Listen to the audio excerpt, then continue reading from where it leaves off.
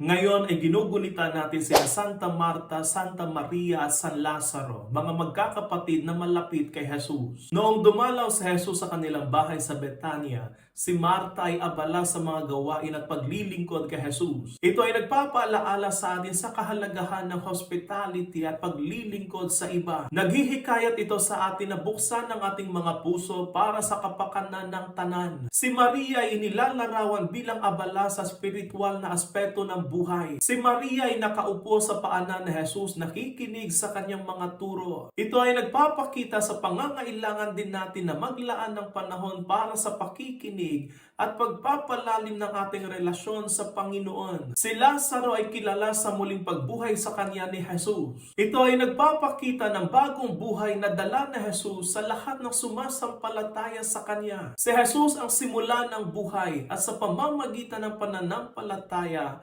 tayo ay magkakaroon ng buhay na walang hanggan. Nawa gaya ni Marta, maglingkod tayo sa iba. Gaya ni Maria, makinig tayo sa Panginoon at mamuhay tayo ng may pag-asa sa buhay na walang hanggan, gaya ng naranasan ni Lazaro. Santa Marta, Santa Maria, San Lazaro, ipanalangin ninyo kami.